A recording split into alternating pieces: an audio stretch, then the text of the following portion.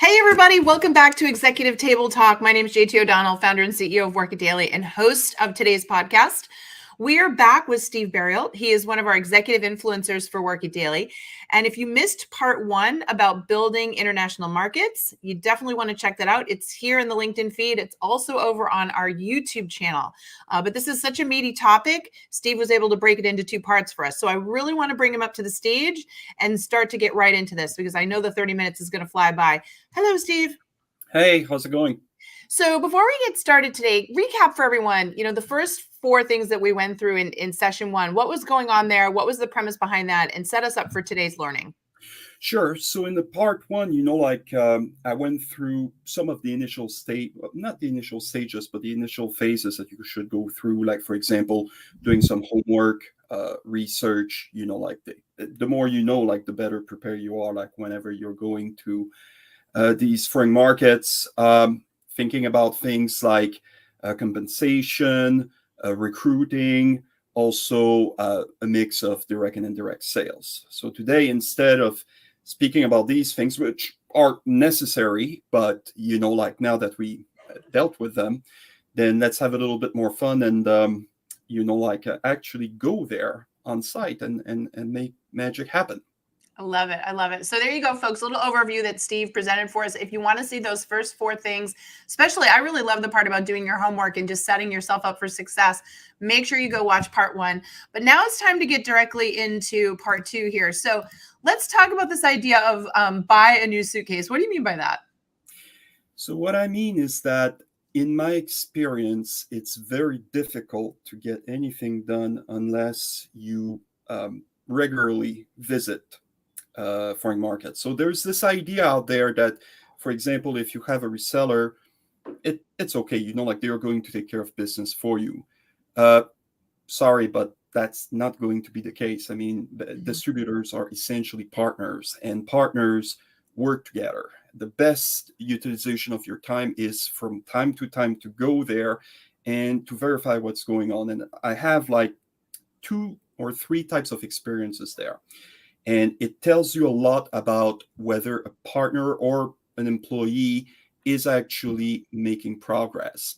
I had partners or employees, for that matter, that said, you know what, it's not the right time for you to come.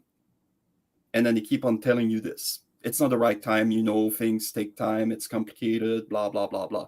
If it sounds like an excuse, that's because usually it is. Then you show up there and then you find out that the poor guy has done nothing, the person was just not able to crack this one open. And then basically you have been probably wasting your time waiting for something that is never going to happen. The ones that have actually seen being successful are the ones that actually will welcome you. It's like, yeah, you want to help us show the flag and show that it's not only the local employee, it's not only the local partner, but it's also the whole might of the corporation that is behind them that is going to help customers. These people get it. Now, they also understand that if you show up and then they have nothing to show for it, well, it's kind of a little bit humiliating, right? But that's also why they're preparing for this. So when you show up, it's never a problem to go meet customers and see that they actually prepare the ground pretty well for you. Interesting. It's funny you say that. If they're excited for you to come, then they've got something to show you. If they're not excited for you to visit, then they've got nothing to show you. That's pretty telling. And how much runway do you give people before you they're really not getting it done? Like, how quickly do you think you can know? It's difficult to have, a one size fits all. I mean, in some cases, the market is inherently difficult, so you have to be more patient.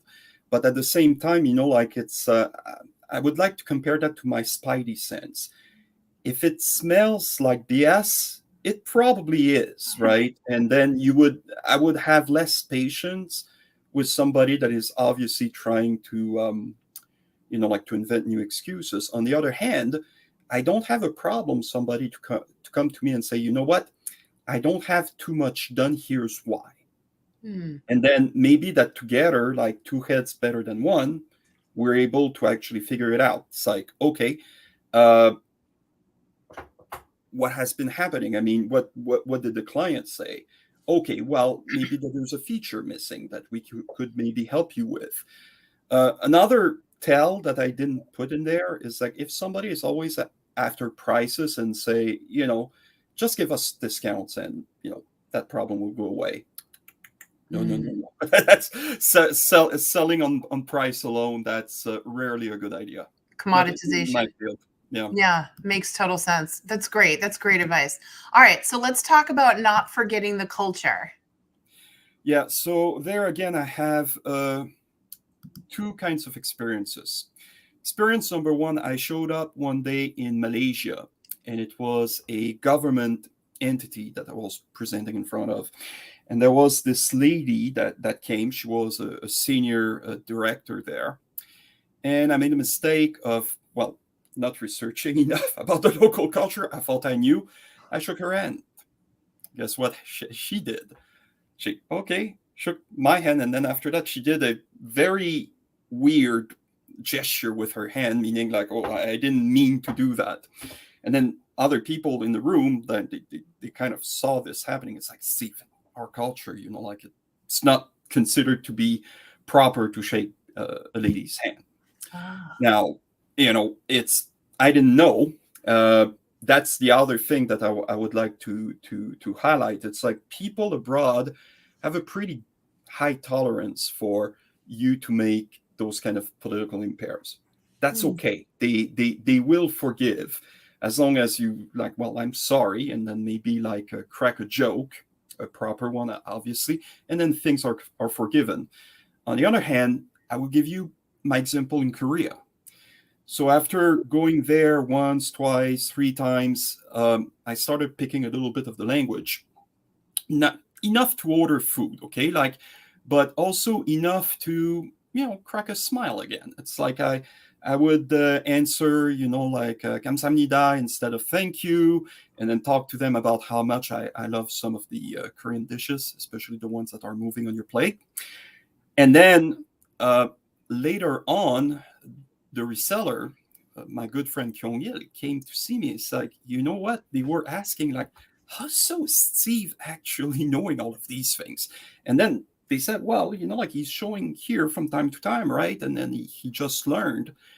You know what it did? It's not only it cracked this thing open that it kind of established implicit trust, but it's also, it proved to the client in a weird way that it was not only the local reseller that was there for them. It's actually the company that was from the United States. We're in the United States, but we're being considered increasingly almost as good as Korean. Mm-hmm. So, I know it's a little bit metaphysical. I understand that. But you know what? You need to try it because it really works. Yeah. It does. No, I do think you're right. Globalization, especially now with social media and the internet, I mean, there's really no excuse not to try to understand the social graces of a culture that you're going to, right? The whole when in Rome kind of thing. So I love that, but it sounds like you really took it to the next level, to a level to surprise them, right? Beyond their expectation. And it doesn't sound like that's necessarily so difficult to do, especially if on the other side of it is business, right? Like sales and money and revenues. So it seems definitely worth it for sure. People are limiting themselves because as adults, we think that people are going to judge us, right? So that's why little kids, well, but first of all, their heads are not formatted yet, but also they don't have those kind of inhibitions. So, okay, like I'm going to try words, right? And the worst case scenario, they're not going to understand me and they're going to think that I'm cute. Now, as adults, we've been raised to think that, well, maybe that they are going to judge me. They are going to think that I'm not intelligent. Here's maybe the 411 on that, especially like in non-English cultures. Keep in mind that most of these guys are not expecting you to do the effort of learning any of their language. Mm-hmm. Because, okay, like, sure, you can do it in English and then everything is fine. If you actually commit yourself, not again, like you don't want to be speaking, like citing Confucius here, but thank you. Hi, how are you? It's like, well, it's from their perspective, from my perspective as a non-native speaker, it's like, damn, I mean, that person really is respecting me. It's a sign of respect. Yeah. In the worst case scenario, you say something really horrible. Well, go back to the previous slide. It's like you will be forgiven. Yes, you will be forgiven. Absolutely. I think that's really key.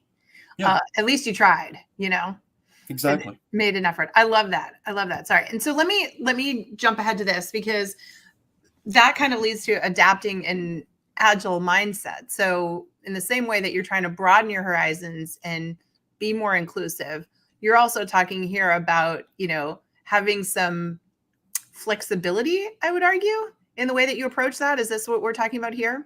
Exactly. Exactly. So, it goes back to my experience at Vector Software. So, that company back in the days was especially well known for avionics and defense. So, in the United States, it had a pretty good share of the market, and it was getting somewhere in Europe. The problem with Asia was that, well, first of all, there's some countries where there's just less of industries there. Like, sure, you will have here and there a few avionics. Some countries have a little bit more of a defense industry, but we also had a competitor that was pretty entrenched in these markets. And, like, just coming in and saying, well, you should consider us, that would require some time. So I started doing it, but at the same time, I thought, well, in the meantime, I need to live. I need to show, like, progress.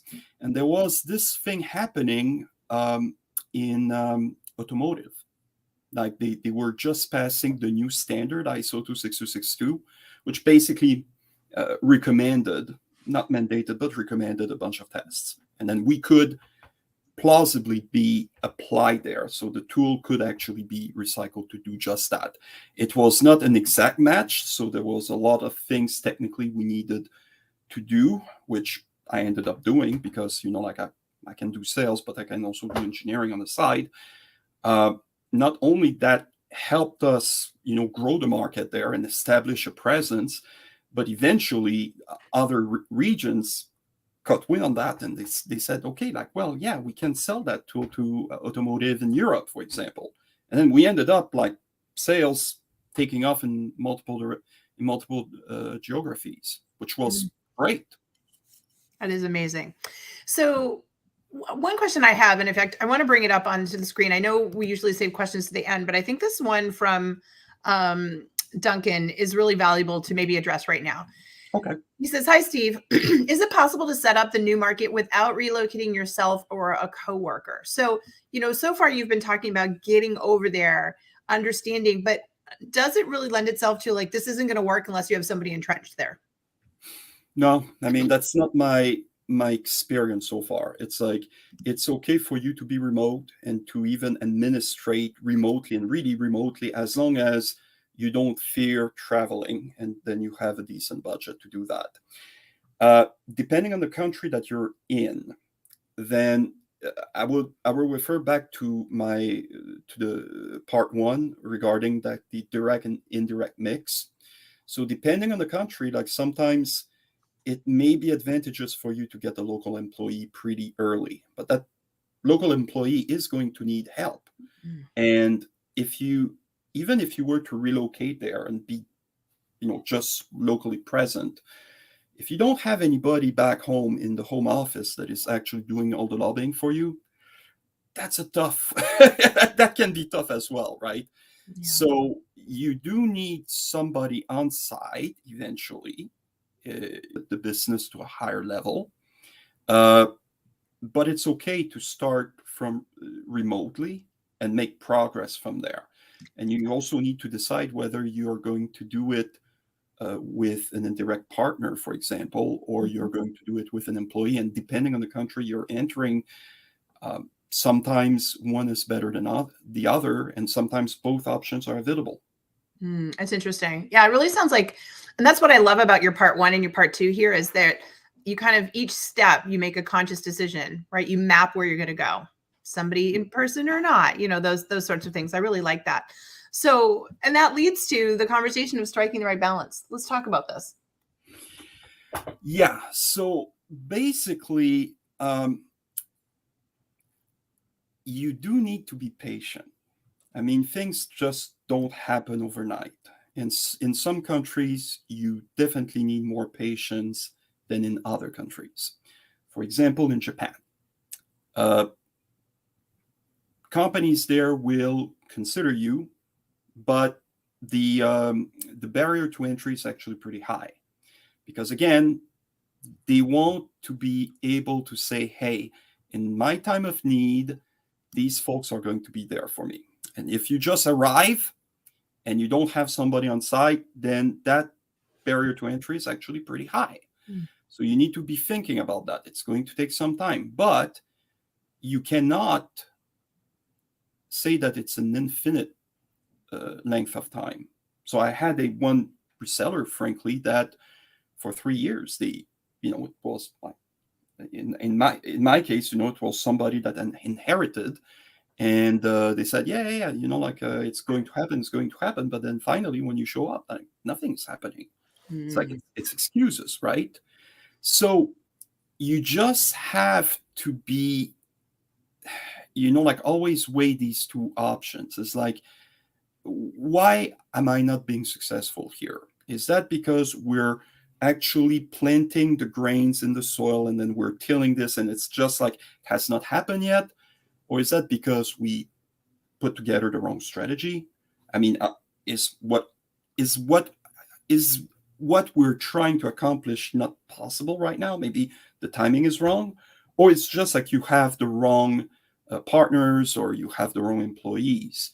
So I'm not sure if I'm going to be able to tell you, like, look, here, here's a recipe to evaluate that. This is where experience comes in. There's a few things where I think that maybe I will have been less patient than in, like knowing what I know now. Mm-hmm. But yeah, it's tough. It can be tough, but you always have to remind yourself. It's like things take time. There's an investment phase. You cannot just go there and expect that everything is going to be hunky-dory. There's hard work ahead of you. So is it reasonable then to set milestones and set goals that are going to get you there? And then at those milestones, really evaluate the activities? Because like you said, maybe you don't reach everything that you wanted to in those first 3 months, but clearly the activity level's there that you're like, okay, no, let's keep moving forward. Versus maybe you reach the milestones and some of the most basic things haven't been done, and now there's a problem, right? Is that even possible? That's possible. That's absolutely possible. And I like that you mentioned that. It's, like if you don't put yourself some milestones, then basically you don't necessarily know where you're going. Mm-hmm. On the same token, beware of the people, especially like on the partner side, or even like the employee side, that will come to you and say, you know what, leave it up to me, here's a milestone, 1 million, and then 3 million, and then 10 million, and then you're retiring because you're going to be crazily rich. That kind of bravado, it's sure, like if you can show and deliver the goods, maybe that's one thing, but almost universally what I saw in the market is that when somebody is in front of you and having that kind of bravado, it often ends up being disappointing. So it's also about managing your expectations and be ambitious, but also be realistic about what you're trying to achieve. Got it. Yeah. No, that makes total sense. All right. I want to take some questions. I'm going to leave this up here. Folks, you can find Steve here on LinkedIn. He's got his LinkedIn profile right here, and I'll bring that back up again. But I do want to take some questions. I think we've got a couple of really good ones here. And folks, if you have questions, please pop in the chat. This one from Michael, and I don't know if you can answer this, but it is kind of intriguing to me. In your view, are there any industries or sectors that are particularly ripe right now for international market expansion in the coming years? And if so, why? Wow, that's a profound one. So I know much more about anything and everything that has to do with embedded software, right? Software in cars, software in planes, software in medical devices.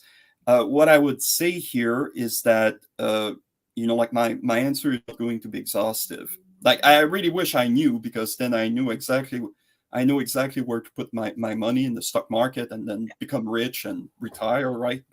Maybe, no, not retire. But in software, I would say that, automotive has been actually pretty strong, and I would expect that to continue. But I would also be watching for, other industries as well. Like, increasingly, we do have uh, intelligent, like basically IoT, like Internet of Things. Now, it has been a hype, right? And people are like, well, it's hype. 3 years ago it was IoT, and then next year it's going to be something else. There's a little bit of that, but at the same time, all of these devices have the potential together to change the way we live and work. They already did. Uh, but in order for us to be reliant on these things, we'll need to make sure that they're secure and they're high quality, like it's not programmed in a way that is not advisable. I can also see a lot of things, like maybe not in the critical software, but less on the business critical software. Like, for example, signs on the street where we have the Windows blue screen of death. Well, that's pretty bad. Like, if you're waiting for your metro and then the first thing that you see is like, it's the blue screen of death, it's like, okay, well, I don't have the information. So I think that there's going to be additional opportunities internationally as people will just realize, look, this is becoming critical for just the good functioning of society. We want things to be responsive.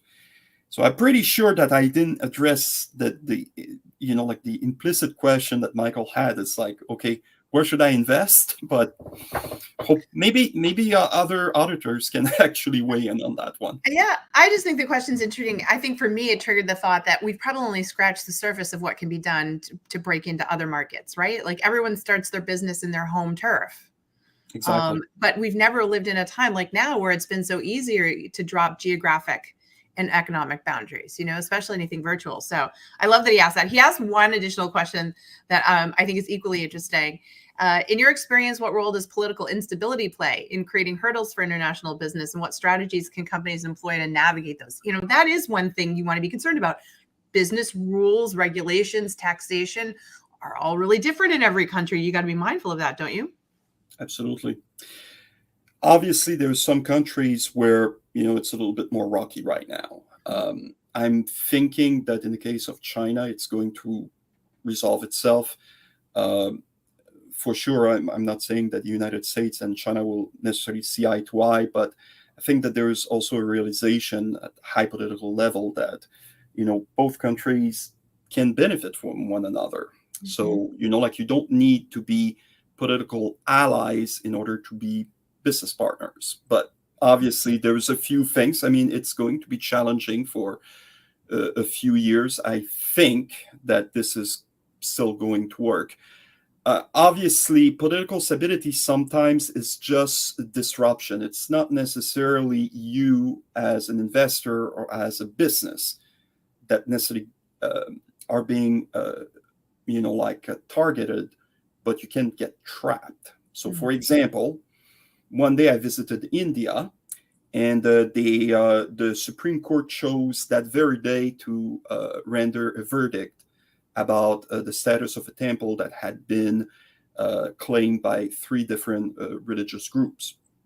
So obviously that was a very unnerving time, because suddenly all of your meetings got canceled, and then they told people, okay, stay home. So I had to write an email to my bosses back then and say, like, look, if you're not hearing from me for for a few days, that's because I'm hunkering down, and then I'm trying to stay out of trouble. So I went to the grocery, purchase whatever I could, and finally, to their credits, like this problem went away.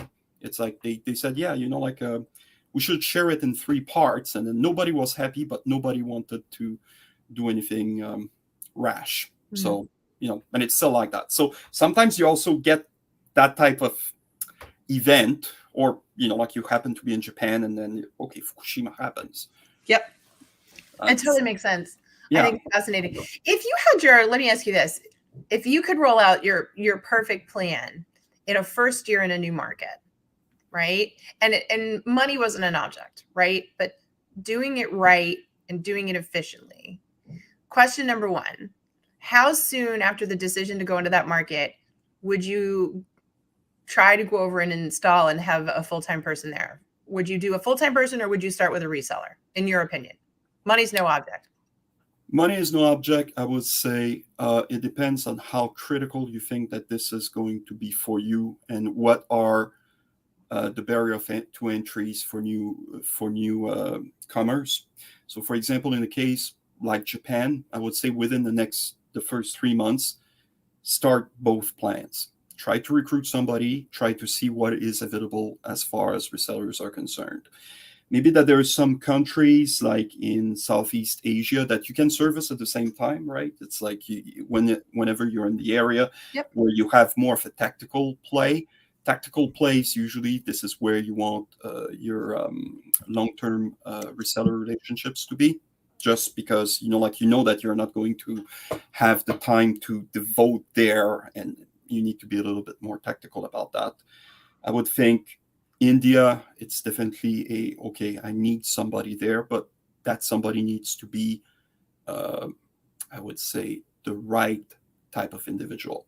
Okay. So that's going to be the message I would like to really focus on. It's like, I want somebody within 3 months. You know what? It's hard work. Yeah. It means reading lots of resumes, and it means to have some very frank conversation, because the right person will make you, but the wrong person can destroy you. Yeah. So you find the right person in the first 3 months. Is the solution to go over there and spend a stint of time to get started, or do you see yourself going there for shorter periods of time but more frequently? Like say over the next 6 months, it's more frequently, you think? More frequently, yeah. And why is that? Frequently. Because you want that, like frequent touch base. It's like, when somebody is abroad, there's a tendency for them to start thinking of themselves as an island. Mm-hmm. And it's either like they don't understand what I'm talking about. They don't understand things, and like they just ignore you, right? It's like going their own way, or B, getting discouraged because it's like, yeah, I know, like the US is number one, and me, I'm counting for nothing. And the longer you wait between visits, and the more that mentality seeps in. So my preference is not like, obviously I've been there every month, right? Maybe it's a little bit extreme, but you could do once a quarter. I mean, if money is no object, obviously, yeah. But you need to be serious as well. I mean, do you want to develop that area or not? How do you, and this is my last question, how do you avoid that person getting a God complex, in the sense that, like, look at me, I did this all myself, look at what I built out here, I don't need them, I can go off on my own, or I can take this business elsewhere? How do you avoid that risk? Because it's it can happen. It can definitely happen. And this is where you want to recruit judiciously. How do you identify that person that is going to become a troublemaker? Well, somebody that is a little bit cocky, I avoid that like the plague. Mm-hmm. Because if you're cocky during the interview, fact is that, like if you have a little bit of success, you're probably going to have an inflated ego pretty quickly. So that's one of the things that I'm looking for. I'm looking for also, if I'm asking you, and I'm sorry, I'm spilling the beans here, I feel, but if you're telling me like, yeah, like I'm very directive, when I work with employees, I'm going to be, you do this, you do that, then I'm like, okay, like you're not a servant leader, that's going to be a problem. You also may want, like it may be stupid, but if you have the chance to be there for one of the interviews, and bring that person to the restaurant and see how he or she is going to interface and interact with the local employees. Mm. If it's like a big guy, big girl attitude, maybe that's something that you should be thinking about. Right. Yeah, you can almost tell when they're too entrepreneurial, if that makes sense, right? You can tell that it's going to spin out. I love that. I love that. And I think, like, kind of in closing, first of all, folks, great 2-part series with Steve Barriault talking about breaking into, foreign markets, international markets. Please go back and watch session 1, and this will, all tie itself together. But more importantly, connect with him here on LinkedIn, because I will say I've been doing this for a long time. And if I ever have a question about dealing with international markets, you are literally the person I think of. You've just built an incredible reputation just sharing your knowledge and insights into, these aspects, tying to the culture and understanding that. But I do think I'd want you to be the one to recruit for me too. You've really learned so much about how to recruit people in other countries. It's pretty amazing. So I just want to thank you. This has been amazing. I hope you will come back on a regular basis and share more with us. But folks, please go find him here on LinkedIn. Follow him, connect with him, and most importantly, tell him that you saw him here on Executive Table Talk on Work It Daily's ETT, okay? Thank you, Steve. This has been super, super helpful. Well, thank you. Any final thoughts for everyone here? Kind of wrap it all up for them? Yeah, I will bring you back to Sun Tzu, like 知己知彼，百战百胜. Know yourself, know your enemy, 100 battles, 100 victories. Love it. I absolutely love it. And on that note, my friends, until next time, remember, if you want to win, you got to work it daily. We'll see you soon. Take care, everyone. Bye-bye.